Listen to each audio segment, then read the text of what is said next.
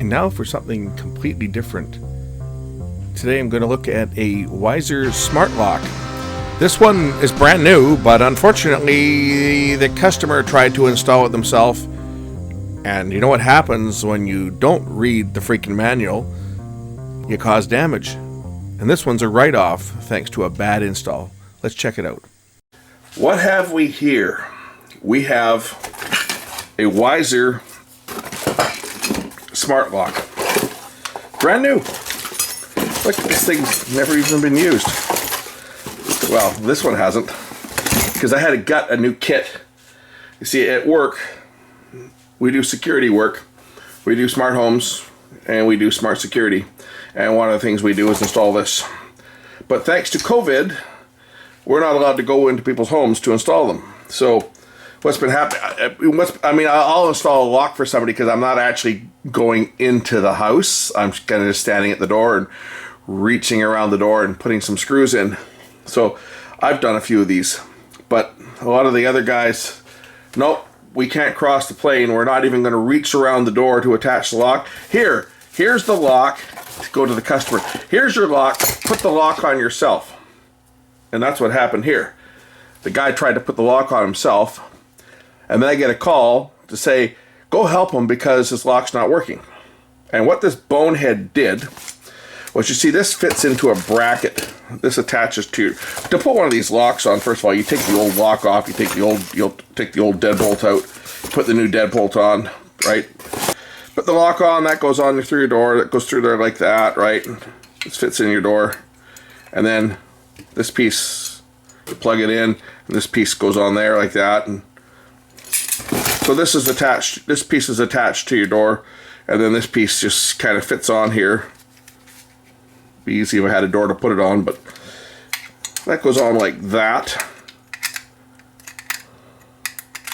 Sits in there like that, and there's a couple screws that go through here and hold this on. And the screws all come in little bags like this, right? That's the bag the screws were in. Right? Little small screws that you hold, that you put on. Two of them to hold, and then this goes on there like that, right? There's a couple more screws that, once this is snapped together, the way it goes on. Anyway, you get the drift. A couple more screws go in there, and there to hold the battery pack and everything on. The screws that go in here are very short screws. And for some reason, the guy that put it on, he put in long screws. I don't know if there's any in here, but they were quite long. Yeah, he put these screws here. These screws here that come in this bag, they're meant for things like attaching that strike plate to your door frame. And what he did is he drove the screws in so far that he broke the mechanism. So I get sent out at work to go fix the lock, and I have to go and raid my truck for a brand new $100 lock and give it away because the customer broke it themselves when the customer should never have installed that. So I figured, okay, this thing's junk. Let's take it apart and see what damage they did to it. I would think this thing will come apart fairly easy. I'm expecting to find broken gears or something in it, but it doesn't. The motor doesn't come on when you try to learn the orientation. Normally what you do when you put these things on is, once you've plugged in the keypad, you've got it mounted, you hold the lock button. See, this will just go into spare parts now because there's nothing wrong with this. You hold the lock button and you put the batteries in at the same time, and it'll go through a learning process where it'll lock and unlock while it's figuring out whether your door swings in from the right or swings in from the left, because obviously, depending on what way it's oriented, one way, turning it that way, is going to lock it, and on another door, turning it that way is going to unlock it. So it has to figure out which way. You can see there's no resistance here. This is broken. I think probably what's happened is a gear inside has been broken on this thing. We'll find out. I have no idea how this thing comes apart.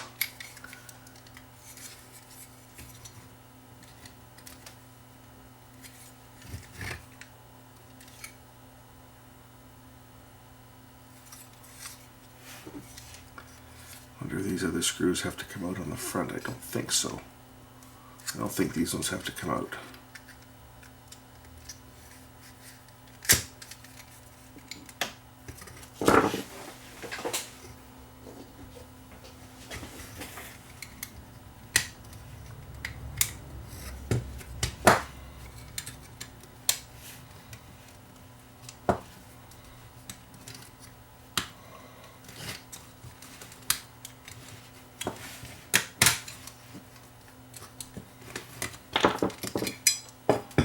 Okay, so that's that. Now, maybe these screws do come off, and that'll take this circuit board off.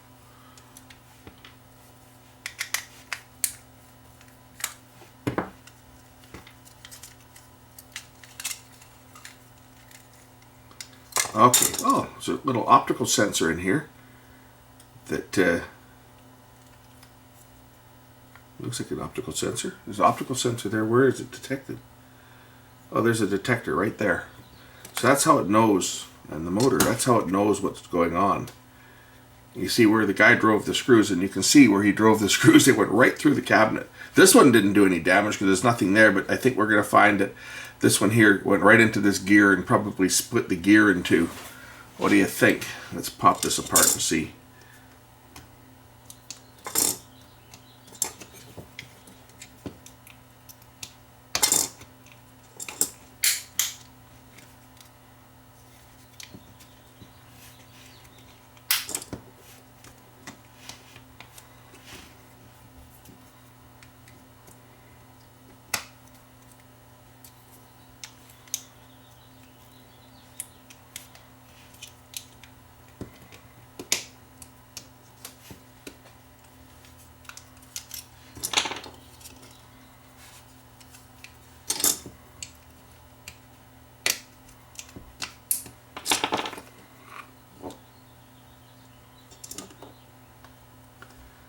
Okay, where did he do damage?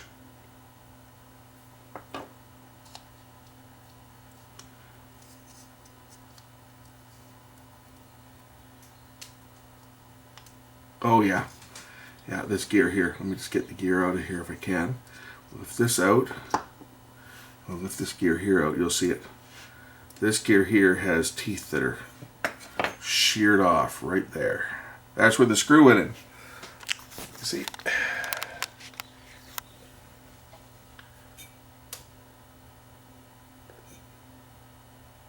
Yep. There's where it broke. It's funny, you know, I've got one of these old Weiser locks that's really, really old. I wonder if the gearbox is the same. Probably not, though, because the one I've got is not, it's not a smart lock. Well, it's a smart lock, but it's a really, really old one. I'm curious as to whether the gears might be the same on it. I could probably take it apart because the one I've got I haven't used in years. It doesn't work. So this is what gets driven. This gets driven by the worm gear here on the motor. You see, the worm gear drives this gear because the motor fits in right up top here. The motor drives this worm gear, and what happened is when that screw got shoved in there, the guy drove the screw right through the side here. It jammed this and jammed the motor. In fact, maybe I don't think I'll be lucky enough that I can bend that back and make it work. I think that's wishful thinking, that. It's just the teeth. The teeth aren't broken, but they're certainly mashed. But whether it will work or not, let's just see whether if I just kind of put my screwdriver here and kind of straighten up these mashed teeth, make them a little straighter, whether they actually will work. And that'd be interesting. Of course, I gotta get this burr off here that's gonna jam it. Let's get that plastic that's pushed in here out of the way. We'll get that. We'll clean that off.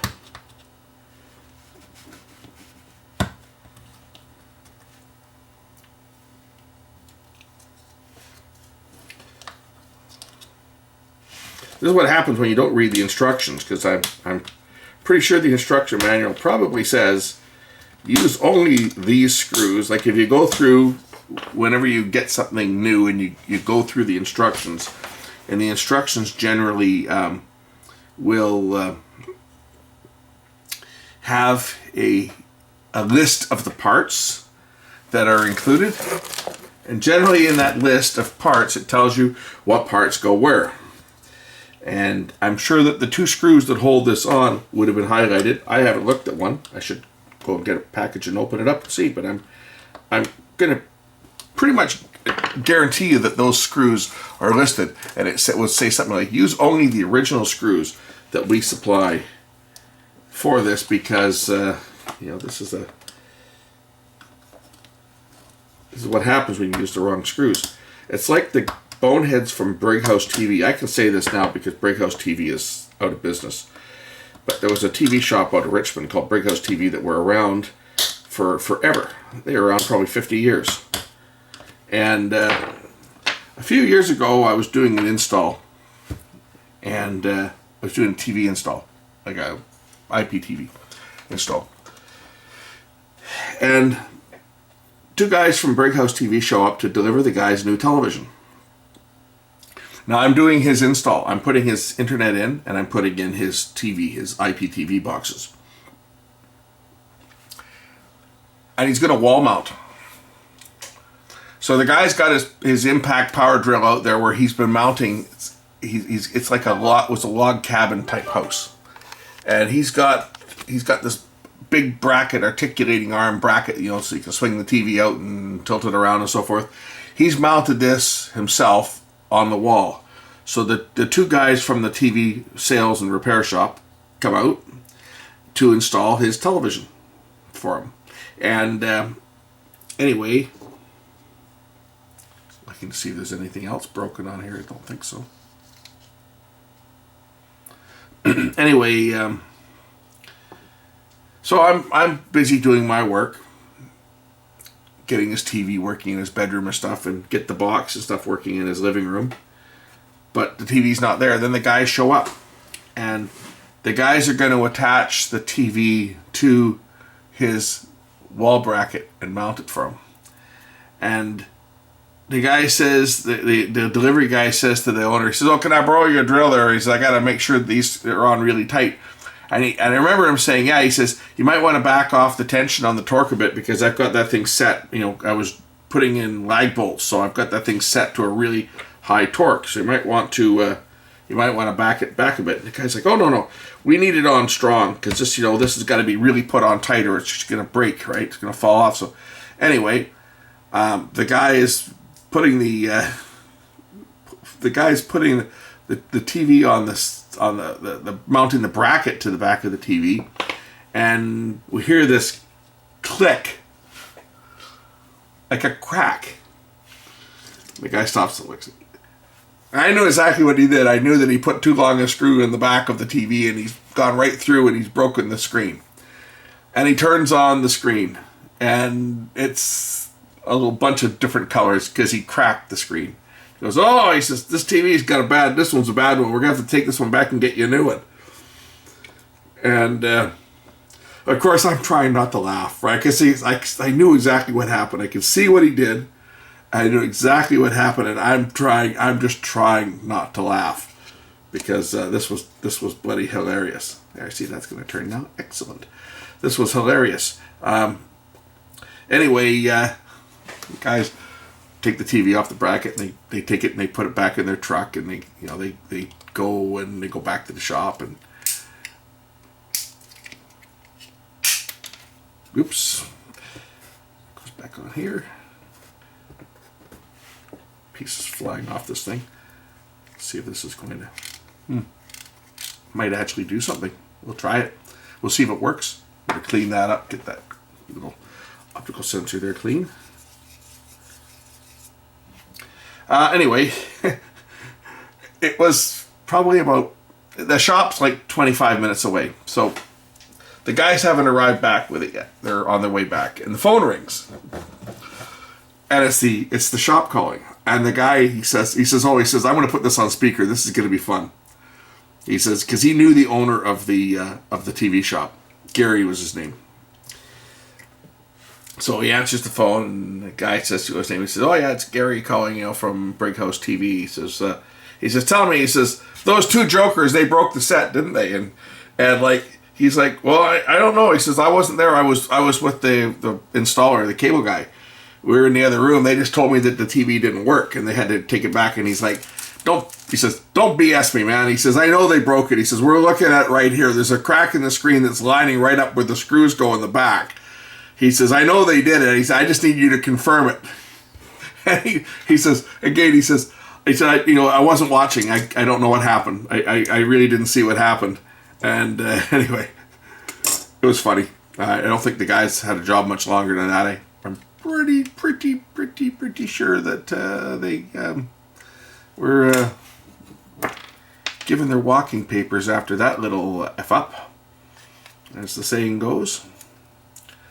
I know that if that had happened, the shop that I worked at, no, wait a minute, that type of stuff did happen. I've still got the TV that when I got electrocuted working on a microwave oven and got thrown across the shop. I was thrown like 6 feet through the air and landed on a customer's TV that was stacked up on top of another one and knocked it over and broke the bezel. And the guy I worked for made me, by virtue of deducting it from my paycheck, made me pay for the TV because he wasn't going to pay for it. Okay, let's see what goes on next here. That goes on like that, I think. Yeah, that goes on like that, and there'll be these countersunk screws that go in here.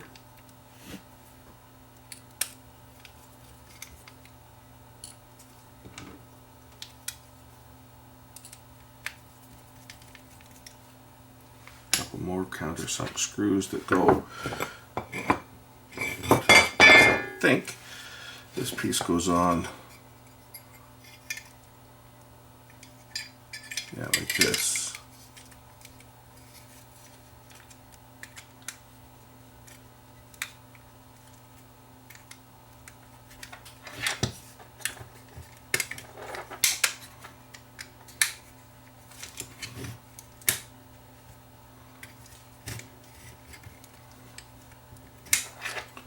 This top section, this is actually the this is the Z-Wave or Z-Wave module on the top here.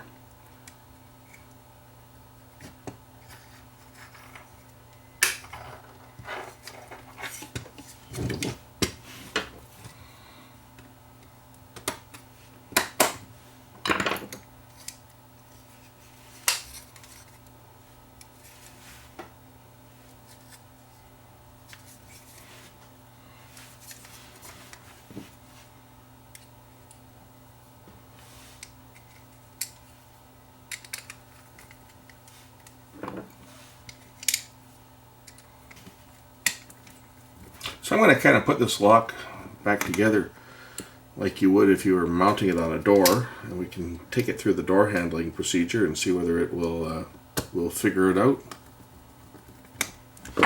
whether it's in a locked or an unlocked state. Good enough, and then we'll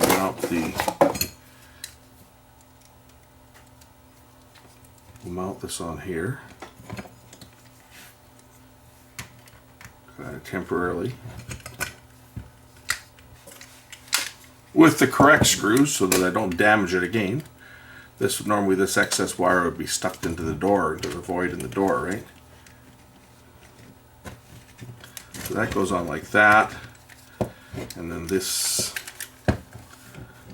excess wire is tucked in here. This is just going to become it's going to go back into my truck as a parts unit for, someone who's got the wrong color lock, or if I need one of these bronze locks and all I've got is a brass one, I'll just use this one to grab the right color, right? That's about all I can do with it. I can't give this out to a customer as if it's a new lock, because obviously this thing's not new and it's never going to be like new. But how you set these locks up is you press the lock button on the front and then you drop the battery pack in, and it should go through the handling procedure. Whether it's going to do it or whether it's going to jam, that's what I don't know. Oh, looks like it's going to jam still. Unfortunately, that there's enough of damage done to the gear that it's just jamming. Anyway, don't put the wrong screws in when you put one of your Weiser Smart Locks on. Use the right screws to hold this together. They're little short screws. They kind of fit in the shape of the I mean, how someone could put the wrong screws in there is beyond me, because I think you know, it's pretty straightforward as to what the correct screws are, and to put the ones in there that are 3/4 of an inch long, you're gonna do some damage. That's all I gotta say about this one. I tried. We know what the problem is. It's a broken gear, but yeah, that gear is not going to be fixable, and that gear is not going to be replaceable. If you put in the wrong screws, you're going to foobar the lock, and then you're going to be going and spending another $100 or whatever these things cost. I think they're at least $100. Anyway, that one's going back into my stock for my work truck as a parts unit. And yes, I wish I could have charged the customer for a new lock. I probably could have, but because you know, customer damaged it, I probably could have charged them for it. But I called my boss, and my boss basically said, "Yeah, I think we got to eat this one."